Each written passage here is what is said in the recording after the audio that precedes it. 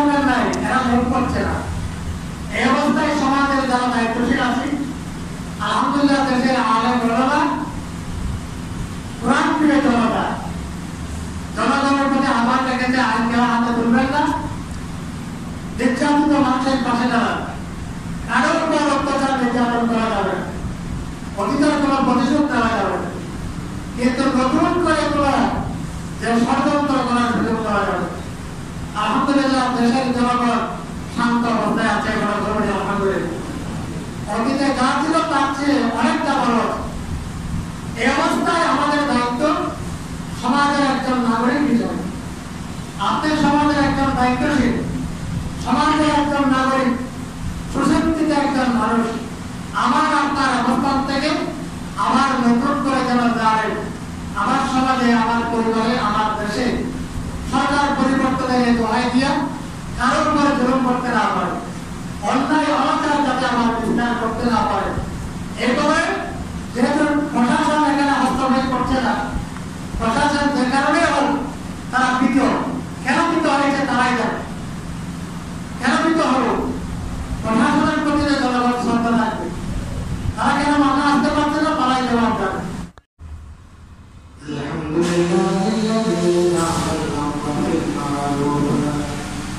والذي عليهم كافرهم الأعظم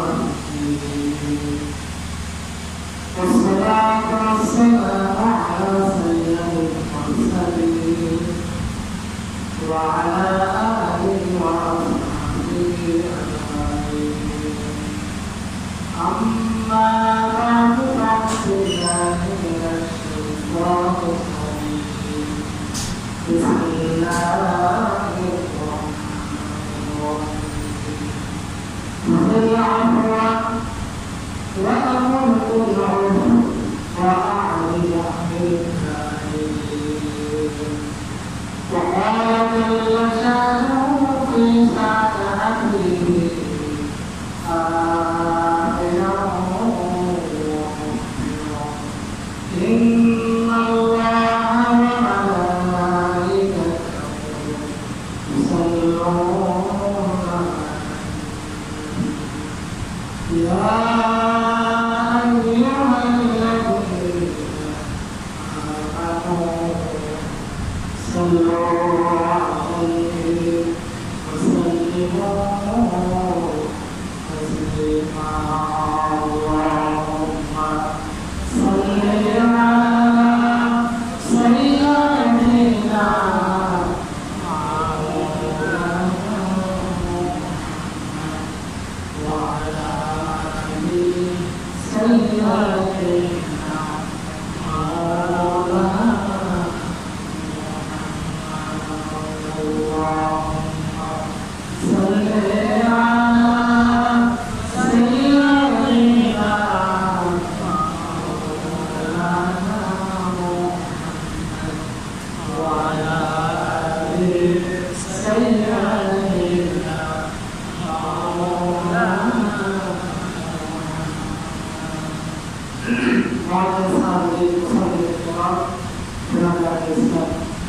Allah Subhanahu wa ta'ala berfirman, "Kalau kita syukur atas itu, Rabbul Alamin আমাদেরকে और পৃথিবী উপরে কর্তা ছাড়া স্বাভাবিক কারণে আল্লাহর আশার তৌফিক দিয়েছেন। আলহামদুলিল্লাহ। সম্মানিত মুসলমানেরা, আমরা শুরুতে আল্লাহ তাআলার ইবাদত করছি। বর্তমান পর্যন্ত আমাদের সবাই তাদেরকে আল্লাহ রহমত করে আমিন। তাদেরকে আল্লাহ স্বাভাবিক জীবনে ফিরে আসার ব্যবস্থা করে সামনে আল্লাহ তাআলা কোরআন কারীমের সূরা আলা 199 আয়াতে আল্লাহ বলেন, তোমরা তার প্রতি অবলম্বন করো, ভালো কাজে আদেশ দাও, জ্ঞানের মনোযোগের সাথে সরকার করা করতে তোমরা বিরত রয়েছে। আল্লাহ প্রত্যেকটি আয়াতে তিনটা নির্দেশনা দিয়েছে। একটা হচ্ছে মানুষকে ক্ষমা করো, দুই নম্বর হচ্ছে ভালো কাজে আদেশ দাও, তিন নম্বর হচ্ছে জ্ঞানের মূর্খ যারা মানুষের জ্ঞানে জ্ঞানী লোকদের সাথে তর্ক লিপ্ত হওয়া থেকে তোমরা বিরত থাকো। তিনটা বিষয় অত্যন্ত গুরুত্বপূর্ণ। এর মধ্যে ক্ষমা এই বিষয় সম্পর্কে দুয়ের জন্য আমরা আলোচনা করি। আজকে আলোচনা করব দ্বিতীয় বিষয়, ভালো কাজে আদেশ দাও, সৎ কাজে আদেশ দাও। সৎ কাজে আদেশ দেওয়া, অসৎ কাজে বাধা প্রদান করা, এটা একটা উত্তর আল্লাহ নৈকট্য এনে করে যে একটি কাজ। ইসলামের একটি গুরুত্বপূর্ণ নিদর্শন, এই কাজের মাধ্যমে উম্মতে মুহাম্মদ সাল্লাল্লাহু আলাইহি ওয়াসাল্লাম শ্রেষ্ঠ উম্মতের মর্যাদা লাভ করেছে। এই কাজের জন্য আল্লাহ রাব্বুল আলামিন নবী রাসূলদের প্রেরণ করেছেন। একটি উদ্দেশ্য সৎ কাজে আদেশ দেওয়া, অসৎ কাজে বাধা দেওয়া। এই কাজের গুরুত্ব মর্যাদা অনেক বেশি। আমরা জানি ইসলামের মূল ভিত্তি হচ্ছে পাঁচটা, যেটাকে আমরা এভাবে বলি কলমা, নামাজ, রোজা, যাকাত, হজ। উলামায়ে কেরামগণ এরপরে ষষ্ঠ একটা রকম করেছেন, সেটার নাম হচ্ছে সৎ কাজে আদেশ দেওয়া, অসৎ কাজে বাধা প্রদান করা। পাঁচটা রকমের উপর ষষ্ঠ স্তম্ভ হল ইসলামের সৎ কাজে আদেশ করা, অসৎ কাজে বাধা প্রদান করা। এই কাজের গুরুত্ব এত বেশি যে আমরা কোরআনের কয়েকটি আয়াতে দেখি, ঈমানের কথা বলার আগে আল্লাহ সৎ কাজের আদেশ, অসৎ কাজে বাধা প্রদান করার কথা আল্লাহ উল্লেখ করেছেন। যেমন আল্লাহ রাব্বুল আলামিন বলেন কোরআনের মধ্যে, কুনতুম খায়রা উম্মাতিন উখরিজাত লিন-নাস তা'মুরুনা বিল মা'রুফি ওয়া তানহাউনা 'আনিল মুনকার ওয়া তু'মিনুনা বিল্লাহ। তোমরা চেষ্টা করো, তোমাদেরকে সৃষ্টি করা হয়েছে মানবজাতির কল্যাণ করার জন্য। তোমরা আল্লাহর কোরআন, তোমরা সৎ কাজে আদেশ দেবে, অসৎ কাজে বাধা প্রদান করবে, আর তোমরা ইমান আল্লাহর উপর ইমান আনবে। আল্লাহ এখানে প্রথমে আমাদের শ্রেষ্ঠত্ব কেন তার কারণটা বলে। প্রথমে বলেন আল্লাহ আমাদেরকে সৃষ্টি করেছেন মানবজাতির কল্যাণ করার জন্য। কিন্তু বৌদ্ধ খ্রিস্টান ধর্ম ধর্ম নির্বিশেষে সমাজ জাতির কল্যাণ করার জন্য আল্লাহ উম্মতে মুহাম্মদ মুসলিম উম্মতকে সৃষ্টি করেছেন। সুবহানাল্লাহ। দুঃখে আল্লাহ বললেন তোমাদের শ্রেষ্ঠত্ব হচ্ছে তোমরা মানুষকে সৎ কাজে আদেশ দেবে, অসৎ কাজে বাধা প্রদান করবে। তিন নম্বরে আল্লাহ বললেন যে তোমরা আমার উপর ঈমান আনবে। ঈমানের কথাটা আল্লাহ এখানে রাখে সৎ কাজের আদেশ দেওয়া, অসৎ কাজে বাধা প্রদান করার পরে তোমরা মুমিনুনা বিল্লাহ, তোমরা আল্লাহর উপর ঈমান আনো। সুবহানাল্লাহ। সূরা তাওবাতে আল্লাহ নামাজ কায়েম করা, যাকাত প্রদান করা, এর উপরে আগে বর্ণনা করেছেন ইমানদারদের চরিত্র হলো তারা সৎ কাজে আদেশ দেবে, অসৎ কাজে বাধা দেবে। সূরা তাওবাতে আল্লাহ বলেন ওয়াল মুমিনুনা ওয়াল মুমিনাত বা'দুহুম আউলিয়াউ বা'দ ইয়া'মুরুনা বিল মা'রুফ ওয়া ইয়ানহাউনা 'আনিল মুনকার ওয়া yuqimuna as-salata wa yu'tuna az-zakata wa yuti'una Allaha wa rasulahu ulaika sayarhamuhumullah innallaha 'azizzun hakim। আল্লাহ একই সূরা তাওবার আয়াতের অর্থ হচ্ছে ইমানদার মুমিন একে অপরের অভিভাবক বা বন্ধু। তারা পরস্পরকে সৎ কাজের আদেশ দেবে, অসৎ কাজে বাধা প্রদান করবে। 2 নম্বর কাজ হচ্ছে তারা নামাজ কায়েম করবে। 3 নম্বর কাজ হচ্ছে তারা যাকাত প্রদান করবে। 4 নম্বর কাজ হচ্ছে তারা দুনিয়ার সর্বক্ষেত্রে আল্লাহ আল্লাহ রাসূলের আনুগত্য করবে। এরপর আল্লাহ বলে যারা এই সমস্ত কাজ করবে আল্লাহ তাদের উপর রহমত নাযিল করবে। সুবহানাল্লাহ। এটা আল্লাহ প্রাণশালী করবেন। আয়াতের বিষয় হচ্ছে আল্লাহ আগে বললেন সৎ কাজের আদেশ দাও, ইমানদার মুমিনরা তারা সৎ কাজের আদেশ দেবে, অসৎ কাজে বাধা প্রদান করবে। তারপরে নামাজ কায়েম করবে, যাকাত দেবে। আয়াতে দেখেন আল্লাহ সৎ কাজের আদেশ দেওয়া, অসৎ কাজে বাধা প্রদান করা, এই কথাটা, এই দায়িত্বটা, বিষয়টা আল্লাহ নামাজ পড়া, যাকাত দেওয়ার আগ্রহ করেছেন। সুবহানাল্লাহ। অতএব এই সংক্ষিপ্ত বিষয়ে আলোচনায় সৎ কাজের আদেশ দেওয়া, অসৎ কাজে বাধা প্রদান করার গুরুত্ব আমরা বুঝতে পারি। এই গুরুত্বপূর্ণ কাজ, এটা যদি কাজটা সমাজে, দেশে এটা যদি চালু থাকে, মানব যদি এই কাজটা আঞ্জাম দেয়, তাহলে সমাজ ভালো হবে, সমাজ সুস্থ থাকবে, সমাজে অন্যায় অনাচার হবে না, অবিচার হবে না। আর যদি এই কাজটা সমাজে, পরিবারের কাছে না থাকে, অন্যায় অনাচার, অবিচার, দুর্নীতি, অনিয়ম ইত্যাদি বেড়ে যায়। এই জন্য এটার গুরুত্ব সমাজ এবং ব্যক্তির উপর, দেশের উপর এই সৎ কাজের গুরুত্ব, সৎ কাজের আদেশ দেওয়া, অসৎ কাজে বাধা প্রদান করার গুরুত্ব আমরা একটু ধারাবাহিক আমরা আলোচনা করবো ইনশাআল্লাহ। এক সৎ কাজের আদেশ দিলে এক কাজটা যারা করে, এই কাজের মাধ্যমে আল্লাহ রাব্বুল আলামিন যে আমাদেরকে শ্রেষ্ঠ জাতি করেছেন, শ্রেষ্ঠ জাতির প্রধান কাজ হচ্ছে যে তারা মানুষকে সৎ কাজের আদেশ দেবে, অসৎ কাজে বাধা প্রদান করবে।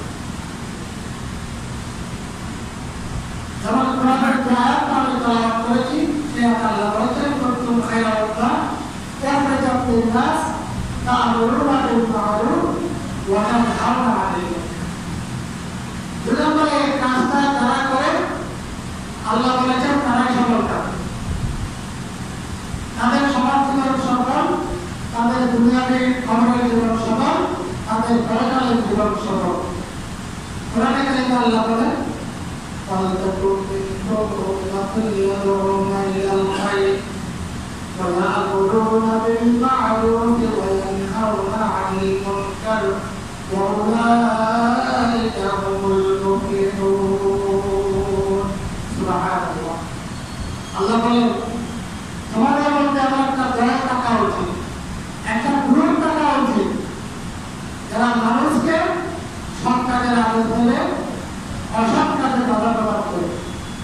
যারা এই কাজটা করবে আল্লাহ বলেন তারাই হচ্ছে সফল কাজ। আলহামদুলিল্লাহ। এটা আল্লাহ বলে একটা দল থাকতে হবে, একটা জনগোষ্ঠী থাকতে হবে যারা সমাজের মধ্যে যারা মানুষকে সৎ কাজের আদেশ দেবে, অসৎ কাজে বাধা প্রদান করবে। আর এই কাজটা যারা করবে আল্লাহ বলেন তারা হচ্ছে সফল কাজ। এই কাজটা আল্লাহ রব্বুল আলামিন কোরআনে বলেছেন নামাজ পড়া ইমানদারদের সিফত, যাকাত দেওয়া ইমানদারদের সিফত, সাদকা করা ইমানদারদের সিফত, এরপরে জিকির করা ইমানদারদের সিফত, তওবা করা ইমানদারদের সিফত। তার চেয়ে বেশি গুরুত্বপূর্ণ ইমানদারদের অন্যতম বৈশিষ্ট্য হলো যারা সত্যিকারের ইমানদার, তারা তাদের সামর্থ্য অনুযায়ী, তাদের ক্ষমতা অনুযায়ী তারা সৎ কাজে আদেশ দেবে, অসৎ কাজে বাধা প্রদান করবে। সূরা তাওবা আল্লাহ রাব্বুল আলামিন বলেন আত-তাইবুন আল-আবিদুন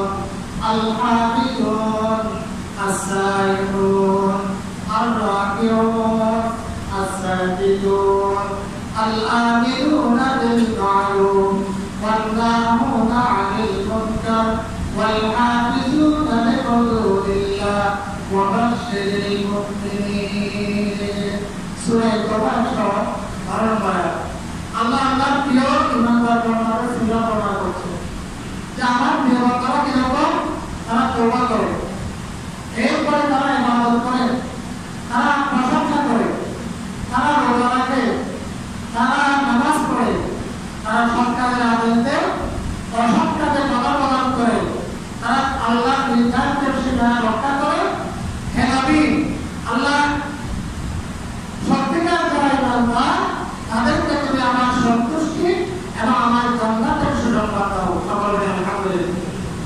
তাহলে এতে দেখেন ইমানদারদের অনেকগুলো বৈশিষ্ট্য সেবাদের কথা বলা হয়েছে তার মধ্যে অন্যতম একটি বৈশিষ্ট্য বলা হয়েছে ইমানদার যারা তারা সৎ কাজের আদেশ দেবে অসৎ কাজে বাধা প্রদান করবে।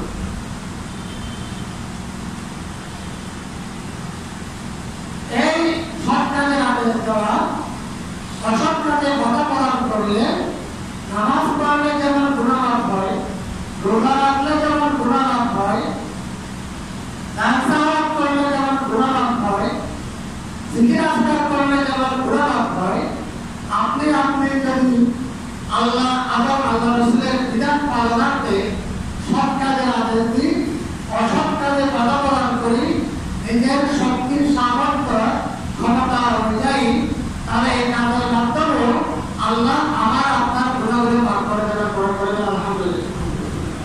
শুধু আপনি নামাজ পড়লে গুনাহ মাফ হবে এমনটা নয় শুধু আপনি রোজা রাখলে গুনাহ মাফ হবে এমনটা নয় আপনি আপনার ক্ষমতার ভিতর আপনি আপনার তৌহিদের ভিতর আপনি আপনার পরিবারে আপনার সমাজে আপনাকে আল্লাহ যতটুকু ক্ষমতা দিয়েছে এই ক্ষমতা অনুযায়ী যদি আপনি কাজটা করেন তাহলে নিয়মটা যদি পরিশুদ্ধ রাখেন যে আমি আল্লাহর বিধান পালন করতেছি তাহলে আল্লাহ এই কাজের মাধ্যমে আমার আপনার আল্লাহ গুনাহ মাফ করবেন আলহামদুলিল্লাহ। আমার কথাটা এটা আমরা হযরত সহিহ বুখারী মুসলিমের একটা হাদিস থেকে এটা জানি হযরত হুযায়ফা রাদিয়াল্লাহু তাআলা হাদিসটা বর্ণনা করছেন তিনি বলছেন আমি রাসূলুল্লাহকে বলতে শুনেছি মানুষ তার পরিবার নিয়ে পরীক্ষার সম্মুখীন হয় মানুষ তার ধন সম্পদ নিয়ে পরীক্ষার সম্মুখীন হয় মানুষ তার নিজের বংশ নিয়ে পরীক্ষার সম্মুখীন হয় মানুষ তার সাথে সন্তান নিয়ে পরীক্ষার সম্মুখীন হয় মানুষ তার প্রতিবেশী নিয়ে পরীক্ষার সম্মুখীন হয় বিপদ আপদের সম্মুখীন হয় বিভিন্ন দুশ্চিন্তার মধ্যে পড়ে যায় আল্লাহ রাসূল এরপর বলেন ইউকাফিরু হাসিয়া এই বলা মুসিবত দুঃখ দুর্দশা বিপদ আপদ আপনার উপর যখন আল্লাহর অসন্তুষ্টি হয়ে থাকে যার কারণে এগুলো আসছে এগুলো মিটে যাবে এগুলো দূর করে দেবে রোজা এগুলো দূর করে দেবে আলহামদুলিল্লাহ। আপনি রোজা রাখেন দূর হয়ে যাবে রাসূল বলছেন ওয়াসসালাত আপনি নামাজ পড়েন এগুলো দূর হয়ে যাবে ওয়াসসাদাকা দান করেন সদকা দেন এগুলো দূর হয়ে যাবে। এরপর আল্লাহ রাসূল বলতেছেন ওয়াল আমরু বিল মা'রুফ ওয়ান নাহয়ু আনিল মুনকার নামাজ পড়েছেন রোজা রেখেছেন সদকা করেছেন এই কাজগুলোর মাধ্যমে যেভাবে আপনার উপর বলা মুসিবত বিপদ আপদ দুঃখ দুর্দশা আল্লাহর পক্ষ থেকে যদি কোনো অসন্তুষ্টি করেন এর মাধ্যমে যেভাবে আল্লাহর সন্তুষ্টি আপনি পাবেন আপনার বিপদ আপদ দূর হবে আপনি জানেন যদি আল্লাহ প্রদত্ত শক্তির সামর্থ্য অনুযায়ী যেটুকু আমার আছে এগুলো যে আমি সৎ কাজে আদেশ দিই অসৎ কাজে বাধা প্রদান করি আল্লাহ রাসূল বলেন এগুলোর মাধ্যমেও আল্লাহ আমার বিপদ দূর করে দেবে আলহামদুলিল্লাহ।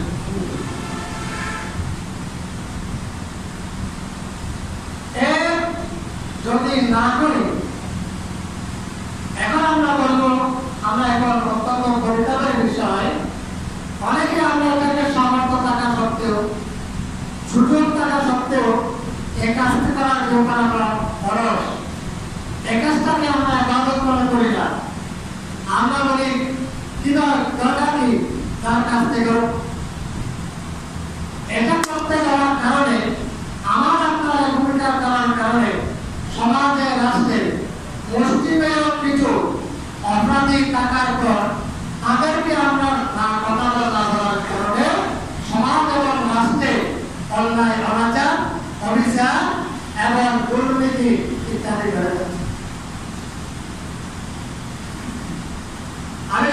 বেশি কথা বলছি না। অভিযানকারী অধ্যায়কারী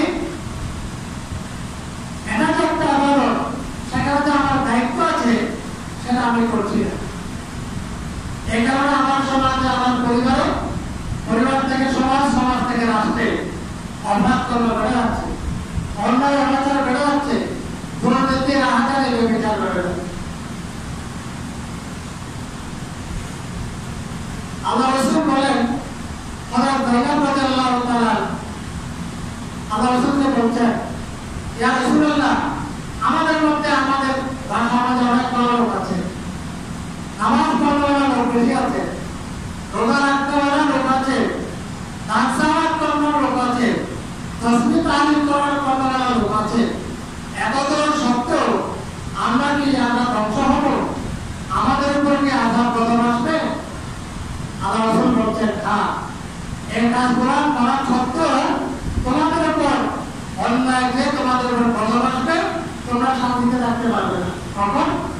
রাসূল বলছেন, ইদা কাসুরাল খুবুস, তোমাদের মধ্যে যখন অন্যায় অনাচার বেড়ে যাবে, তোমাদের উপর যখন অনাচার বেড়ে যাবে, তোমাদের মধ্যে যখন এই কাজগুলো হবে, আর এই কাজগুলোর মধ্যে বাধা দেওয়ার কোনো লোক থাকবে না।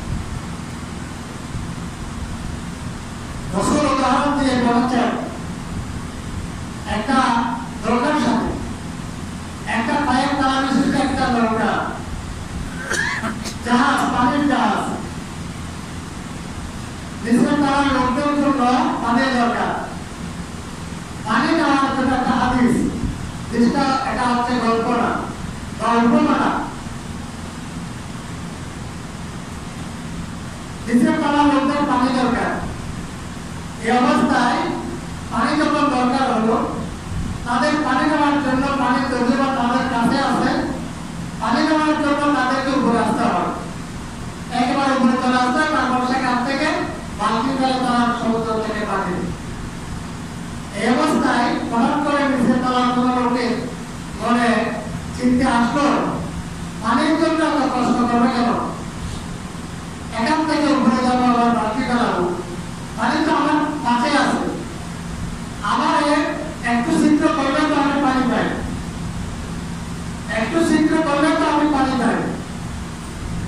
এই কথা বলে সে যদি ছিদ্র করা শুরু করে, অন্য লোকেরা যদি তার এখানে বাধা না দেয়, বা তৃতীয় এবং তৃতীয় তলার লোকেরা যদি বাধা না দেয়, বলে যে না ছিদ্র করলে করুক, আমাদের তার এখানে ছিদ্র হচ্ছে না, পানি উঠলে তো তাদের তলায় উঠবে, আমার এখানে উঠবে না।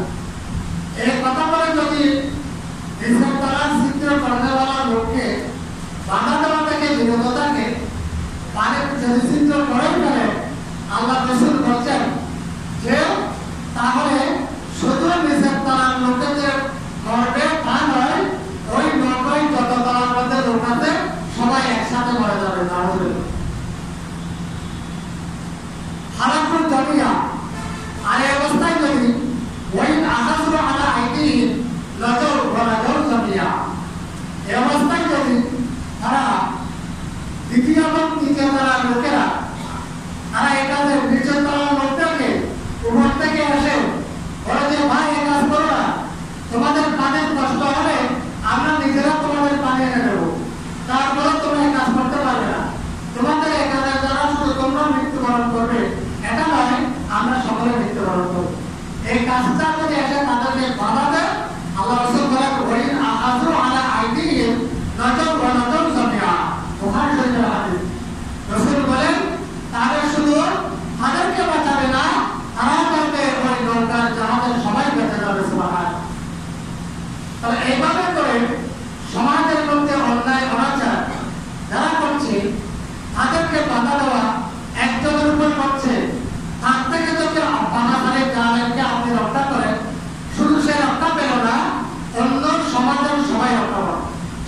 আর যদি তাকে সুযোগ দেন, তাহলে শুধু আপনার পার্শ্ববর্তী গরিব পরিবার শুধু নির্যাতিত তোমাদের সমাজটা নয়, দেখা যাবে একটু একটু সে শক্তি সঞ্চার করে সম্মানে অসম্মানে বয়স্ক সম্পদশালী কাউকে কেউ রাখবে। এই জন্য আল্লাহ রাসূল বলেন, সৎ কাজের আদেশ দাও, অসৎ কাজে বাধা প্রদান করো।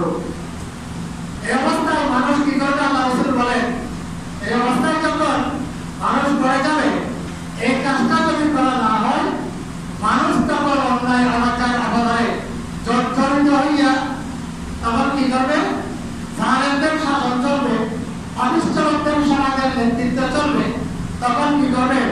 বলবে যে আমরা হামলা একটা মতো ওগুলো ডাকে একটা ধরা পড়ে হ্যাঁ করতে পারবো যারা অত্যাচার বিদ্যালয় তো আপনার বাড়ি এখানে আকার আল্লাহ থেকে বড় করবে। আল্লাহ রাসূল হাদিসে বলে তখন কি করবে? আপনারা তখন কি করবেন? সমাজের আপনাদের দেশের দেখা অনুযায়ী ভালো ভালো লোকদেরকে ডাকবেন একটা দাওয়াতের জন্য, আল্লাহ তাকে থাকার জন্য। ফলাই ইস্তাজাব লাহু, আল্লাহ তাদের দোয়া কবুল করবেন আশা করে কারণ যতক্ষণ না জালেমকে আপনি হাত ধরে তার জুলুমের কাছে বাধা রাখবেন, নিজের দোয়া দিয়া হুজুরের দোয়ার মাধ্যমে এই কাজ সম্ভব হবে। সম্মানিত হাজরিন, আমরা অতীত জীবন যদি আমরা খেয়াল করি এমনটা হবে জুলুম অত্যাচার নির্যাতনে সমাজ শিক্ষককে নির্যাতিত হয়েছে। আজকে দীর্ঘ 1 মাস আমাদের দেশ এখন বলতে গেলে সরকার প্রধান থেকে শুরু করে একেবারে চেয়ারম্যান মেম্বার পর্যন্ত জনশূন্য। একটা দেশ বলতে গেলে কিচ্ছু নেই। কিভাবে চলছে আল্লাহ রাব্বুল আলামিন জানেন। সকলে আলহামদুলিল্লাহ। দীর্ঘ 15 সালের মানুষের কি অবস্থা ছিল, যেমনটা হোক আল্লাহ একটা অবস্থা থেকে আমাদের উদ্ধার করেছে। এটা আল্লাহর রহমত ছাড়া কিছু নয়, আলহামদুলিল্লাহ। এই অবস্থায় যদি আমরা এর সমাজ নাই, মেম্বার নাই, পুলিশ মুভ করছে না, মেম্বার চেয়ারম্যান নাই, এরা মুভ করছে না, এই অবস্থায় সমাজের যারা দায়িত্বশীল আছে আলহামদুলিল্লাহ দেশের আলেম ওলামা কোরআন প্রিয় জনতা জনগণের প্রতি আহ্বান রেখেছে আইন কেউ হাতে তুলবেন না, নির্যাতিত মানুষের পাশে দাঁড়ান, কারোর উপর অত্যাচার নির্যাতন করা যাবে না, অতীতের কোনো প্রতিশোধ নেওয়া যাবে না, কিন্তু নতুন করে তোলা যে ষড়যন্ত্র করার সুযোগ দেওয়া যাবে। আলহামদুলিল্লাহ দেশের জনগণ শান্ত অবস্থায় আছে, আলহামদুলিল্লাহ। অতীতে যা ছিল তার চেয়ে অনেকটা ভালো।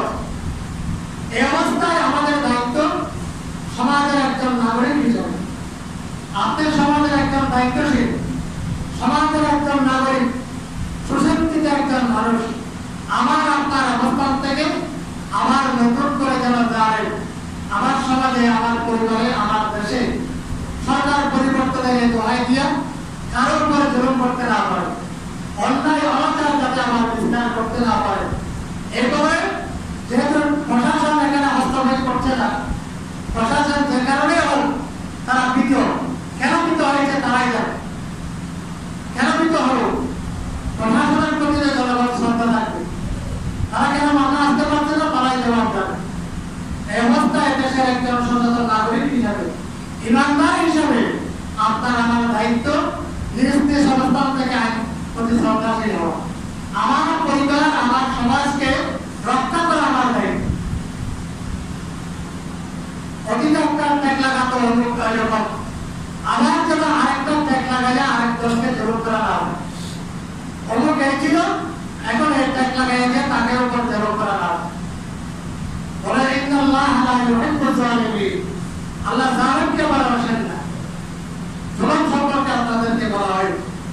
তাই বনী ইসরাইলের মধ্যে প্রথম কদম এসেছিল, প্রথম বনী ইসরাইল একটা সম্মানী জাতি ছিল, শ্রেষ্ঠ জাতি ছিল উম্মতে মুহাম্মদে আপনার আদরে।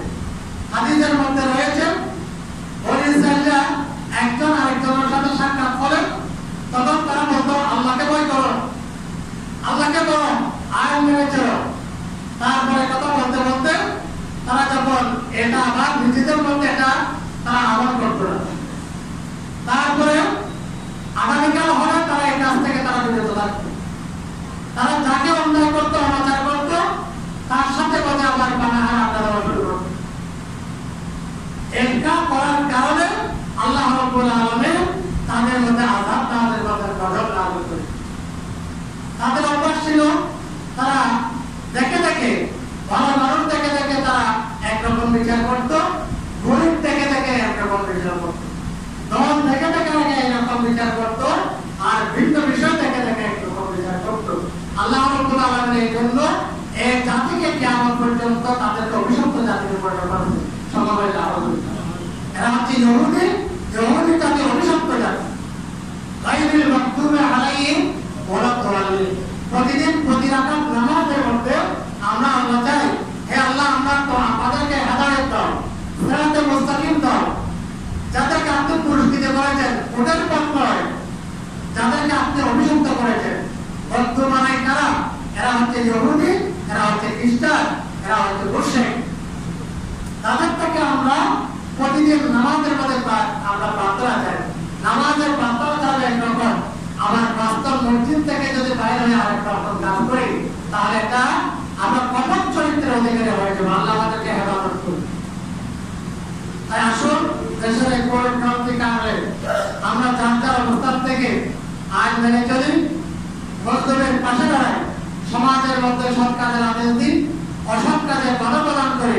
আল্লাহ যাতে আমাদের সমাজকে শান্তিতে অবস্থান করাই, ভাতৃত্বের বন্ধনে আমাদের দেশকে রক্ষা করি। সকলে বলে আমিন। ওয়া মা তাওফীক ইল্লা বিল্লাহ। আসসালামু আলাইকুম।